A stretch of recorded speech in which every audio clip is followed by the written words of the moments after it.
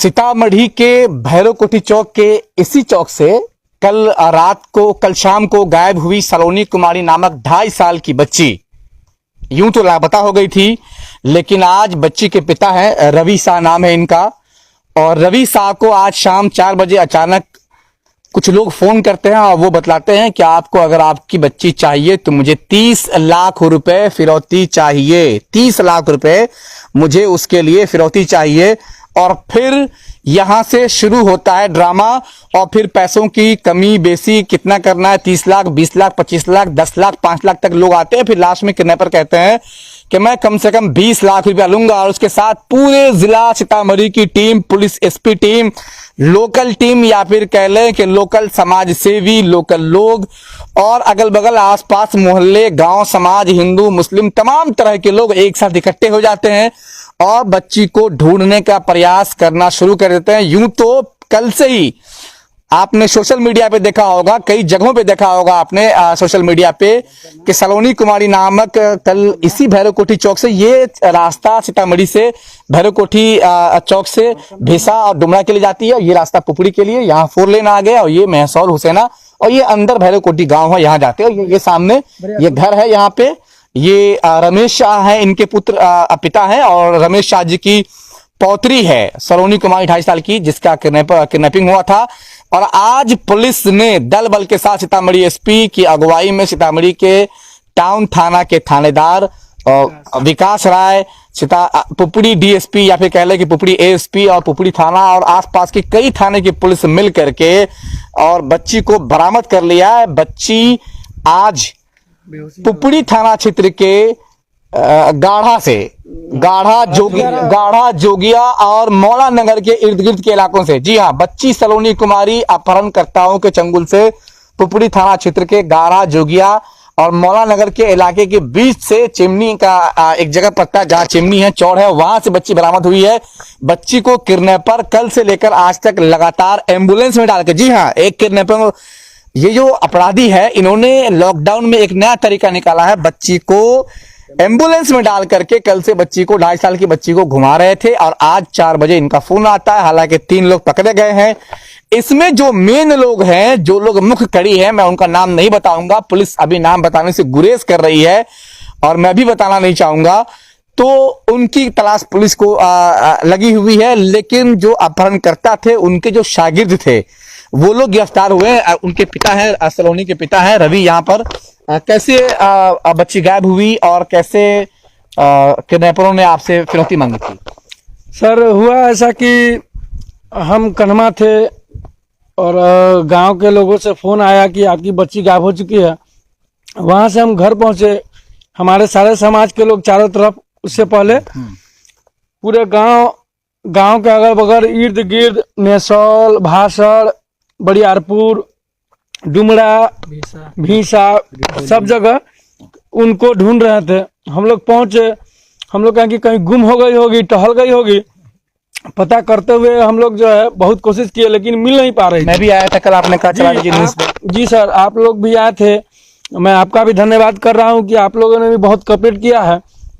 तो उसमें आज सुबह से हम लोग को शक चला गया कि हमारी बच्ची को कोई फिरौती के तौर पे पैसा के लिए हमारी बच्ची को घर के बाहर से दरवाजे से उठा लिया है।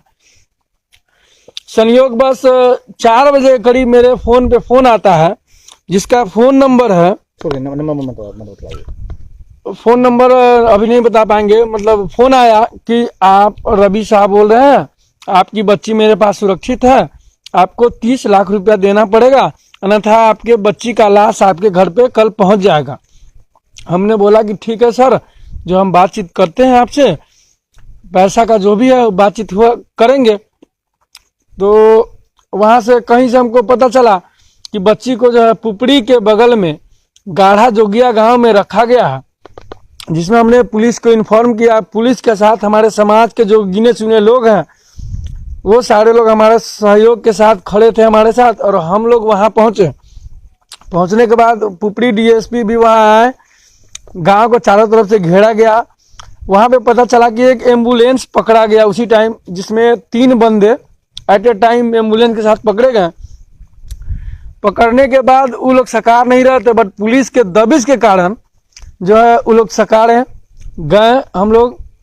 और उसके जस्ट 10 मिनट के बाद एक फ़ोन आता है कि आपकी बच्ची एक झाड़ी के पीछे मिली है, जो आप जितना जल्द हो सके पुपरी महादेव मंदिर के पास आए। नगर थाना का जो भी बहुत बड़ा योगदान इसमें रहा है, विकास सर है जो इंस्पेक्टर साहब है यहाँ के, उनका मैं भारी भारी आभार हूँ। तो इस कारण हमारी बच्ची अभी बच्ची कैसे हाथ से मिली थी आप? बच्ची हमारी बेहोश के हालात में मिली थी, उसे बार बार जो है नशा का इंजेक्शन दिया गया था एम्बुलेंस में, और एम्बुलेंस भी जब्त हो चुका है, 3 अपराधी भी जब्त हो चुके हैं। कुछ अपराधी पुलिस के चंगुल से अभी फिलहाल बाहर है, जो 3-4 का जो नाम आ रहा है वो लोग भी बहुत जल्द पुलिस के गिरफ्त में होंगे। सबसे बड़ी बात यह है कि लॉकडाउन में हमेशा आप देखते हैं कि अपराध का ग्राफ बढ़ जाता है जब लोग बेरोजगार होते हैं, तो और खास करके जो अपराधी है वो लॉकडाउन के हिसाब से ही अपराध की गतिविधि चुन लेते हैं और घटनाओं को अंजाम देने लगते हैं। याद रखिए, लॉकडाउन चल रहा है, बिल्कुल रोड पे, सड़कों पे, गलियों में आवागमन कम होती है, जिसकी वजह से अपराधियों को अपराध करने में बहुत ज्यादा आसानी होती है। आप भी शाम के बाद, खास करके जो लॉकडाउन चल रहा है, शाम के बाद आप अपने बच्चों पर निगाह रखें। और आपको कहीं अगर लंबा सफर करना है या फिर कहीं एकांतवश जगह, कहीं किसी एकांत जगह पे जाना है, तो शाम के बाद बिल्कुल ना निकले। जाए तो अपने पास मोबाइल रखें, अपने घर के लोगों को सूचित करके जाए। सावधान रहे, क्योंकि लॉकडाउन में चोर चक्कों का बाजार बहुत ज्यादा गर्म हो जाता है। जैसा कि आपने देखा है कि आज ही मुजफ्फरपुर में एक कैश, जो बैंक की जो गाड़ी होती है, कैश वैन जो होती है, उसको लूटने का प्रयास हुआ है।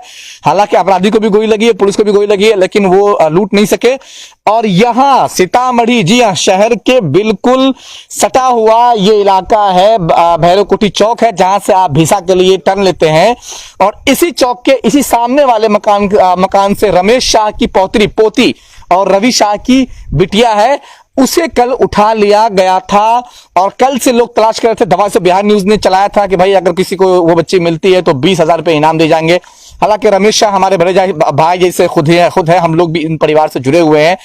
बच्ची मिल गई है। आप भी अपने बच्चों पर ध्यान दीजिए, अपने बच्चों को सुरक्षित रखिए। कोरोना काल चल रहा है, डिस्टेंस मेंटेन करिए। और कोरोना का टीका अगर आपने नहीं लिया तो टीका ले लीजिए। और मैं कहूंगा कि जो लोग मास्क नहीं लगाते हैं, आप मास्क लगाइए। कल फिर से मैं समझता हूं कि इस संबंध में सीतामढ़ी एसपी प्रेस कॉन्फ्रेंस करेंगे या फिर जानकारी देंगे।